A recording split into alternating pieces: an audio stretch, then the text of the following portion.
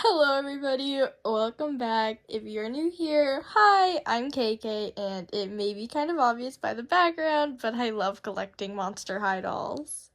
Now, I'm sure you saw it in the title, but today we are going to be unboxing Monster Fest Laguna Blue from G3. Now, before we get to unboxing, I just wanted to say I love this line so much. Although I do only have one other doll from this line, I do think they are all super beautiful, and I think this is one of the best G3 lines ever. So without further ado, let's get looking at this doll.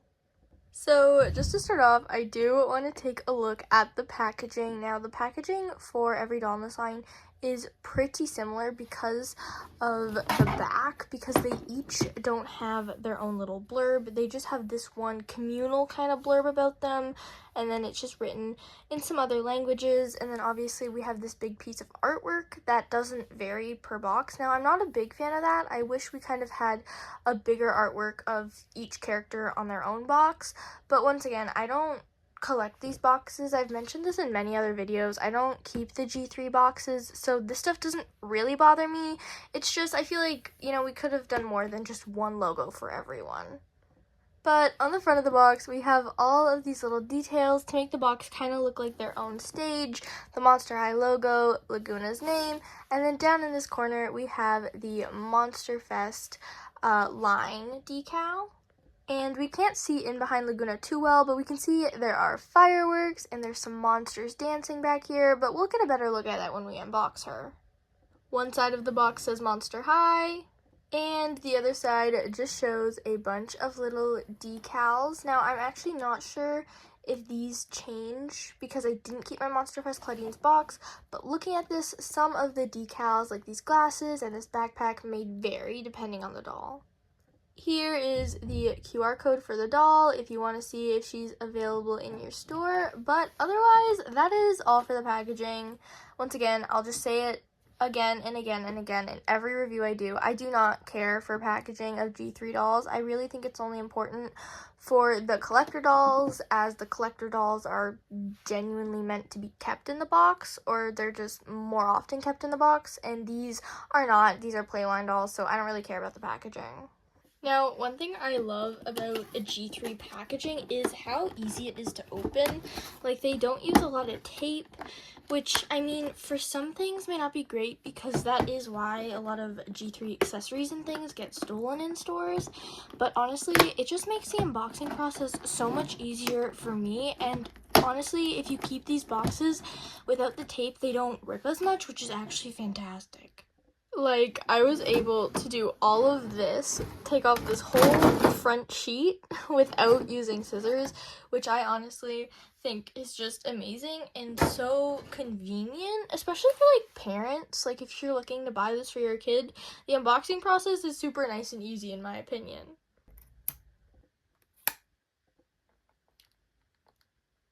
And that's what I get for trying to do an ASMR unboxing. I literally could not cut that strap, but let's continue. Now, one thing I will say that specifically has so far in G3 only applied to Lagoona, from my knowledge, is I'm always worried when I buy her that her painted legs, the back of them, are going to be scuffed up or damaged in some way, and it's just nothing that you can really check until you open the doll. So that's something I'm always worried about with this doll. But her paint job, it looks really good. I tried to look at it as much as I could in the store. But yeah, this is just something a lot of my Lagoonas are actually damaged because of just I couldn't see it in the box, which I'm really frustrated about, but I think it's something Mattel needs to work on. Like, there needs to be a coating or something. So I think I've got everything cut out, and now here is time for the most dreading part of opening these dolls, is ripping their heads off of this plastic piece. Now, I think it is super annoying. I really hate it, and sometimes, fortunately not with this Lagoona, unless there is, I don't think there is, but sometimes those things get stuck in the head and they poke out, and it's super annoying.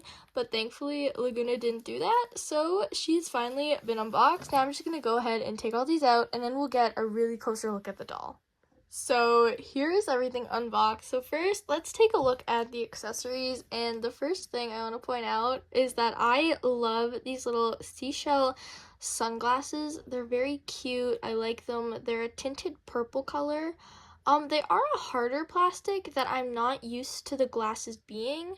Normally they're more flexible, which has actually not helped these glasses for them being harder because they came a little bent in the packaging, and so I had to bend them back, and it does feel like it made them a lot flimsier on this connection piece right here. So I am worried that these are gonna break, but they are a very cute mold and I do love them so much. Next, we have her little purse. It looks like a little camera lens or a handbag of some sort. I do think it is kind of like an Insta camera, if you know what I'm talking about, as if this is lens, and here are some of the buttons, and it has this cute little wrist strap. It's very cute. I don't think it really goes with her outfit just because the pink is different. My camera ran out of storage there, my apologies, but this pink, it doesn't match really anything else. Like, it doesn't match her belt, it doesn't really match her headpiece, and it doesn't match her socks. So I just feel like if it was maybe a darker pink, it would be a lot cuter, but I don't know, I just feel like it doesn't really go with the outfit very well. Then we have a little Monster Fest Admit 1 ticket in this tealy color, and it has a thumb hole so she can hold it. We got two lovely bracelets. One is teal and says Admit 1, and the other is this purpley one. Now, I'm honestly not quite sure what it is. It might just be like a bangle bracelet because it looks like right here this is an anchor charm. So I think this is just another simple bracelet. Next, we have this little cup with all of these little tentacle details around it. The lid is removable, nothing's inside of it, but you can definitely put the bracelets in it, and it has a little squiggle straw on top. And if you were wondering, the two bracelets do fit into the cup, so you don't lose them. Next, she came with what looks to be a 2-scale burger of some sorts. It looks like it has some octopus, some lettuce, and is on some sort of black bun. Now, I really love this accessory. Although it is very simple, the paint job is excellent. It's very cute, and honestly, I like how it is to scale, so this would definitely be a super fun piece to pose her with. And her last accessory is this little Neptuna fish purse. It has this little bulge that I think is meant to emulate kind of a fishbowl, but it's all printed on. It's very cute, a little derpy Neptuna on the front. We've got all these little squiggles with jellyfish and tentacles again, and it is a harder plastic. There is a hole in the middle, but you can't squeeze it at all. It is a very hard plastic, but it definitely goes with her outfit and is really cute. And the last item she came with is this little Caddy Noir Monster Fest cardstock poster. It's only one-sided. It's very cute. It has artwork of Caddy Noir, some music notes, and then Monster Fest written at the bottom. But now let's get into the doll. One thing I want to note, in the box, her skirt was on backwards, so I did kind of fidget with her outfit a little bit. I did accidentally cut the elastic that was holding this top piece on as well. So if you see that moving around a lot, just don't remove that elastic and that won't happen. So I just took one of the elastics that was on her shoe and put it up there to hold it on for now. But I just wanted to say that before we get into her. So just to start off, let's look at her headpiece. Now, it is this weird kind of printed job because it's not necessarily painted. You can definitely tell it's printed because it's very, very pixely. Hopefully you guys can see that well enough, but that is printed, or I definitely think it's different than painting. I'm not the biggest fan of it because I feel it does make it look a little bit cheaper because of how pixelated it really is. But her headpiece is really cute.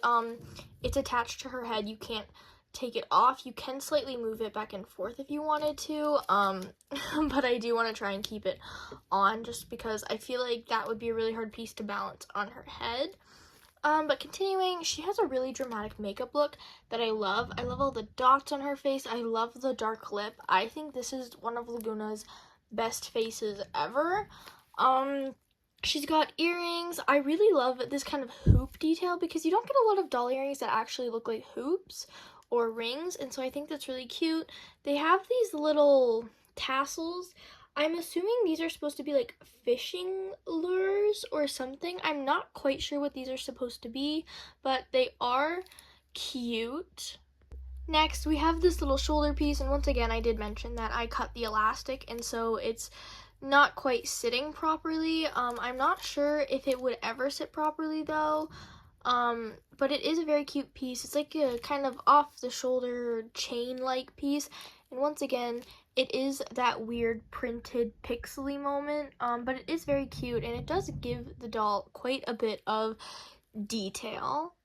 Now, there's a lot of stuff going on at her waist, but I'm just trying to look at this body piece. It has some printed jellyfish. It has like blue, purple, and pink printed on like a navy blue bodysuit. It is kind of hard to see.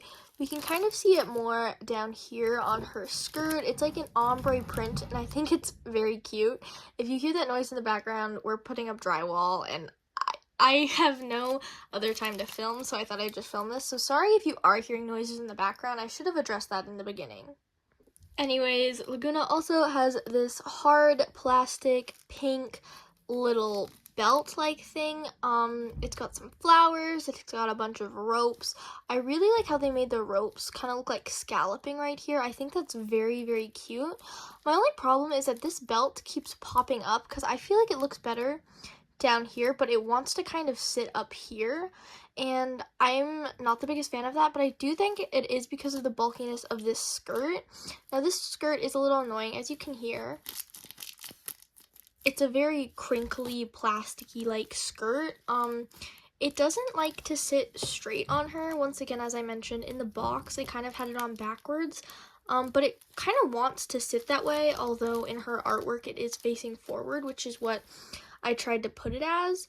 But it is cute. It's nice and iridescent. It's shiny, and it has this second layer of like tulle that's all twisted and curly. I'm assuming it's supposed to look like jellyfish, and I think they did a really, really, really good job of that. And lastly are her shoes, her socks, and these things. I'm not sure what to call these pearl things, but they are very cute. They do bring a lot of the outfit together. They do clip in the back, they don't fully go around, and thankfully, this is probably my first Lagoona that doesn't have leg chips, so I'm really happy about that. She also comes wearing these mesh pink socks. They're a little twisted, which is nothing I can't fix. And then lastly, her shoes. Now, I love the way her shoes look. They're this like iridescent dark blue, and I'm not sure if you can see it, but there is like a little fish skeleton in this plastic bauble, and I just really love it. Her shoes, I think, are meant to imitate tentacles. There's a lot of scales, and then obviously the tentacle wrapping around her leg, and I think they are really, really cute. Now, one thing I will say is that I really, really, really love this doll. Like, I love Lagoona. I always will love Lagoona. I just feel like they put a lot of elements here that don't go together. Like this headpiece, like there's no other blue on her in that color. Same with the shoes. There's no other blue like that on her.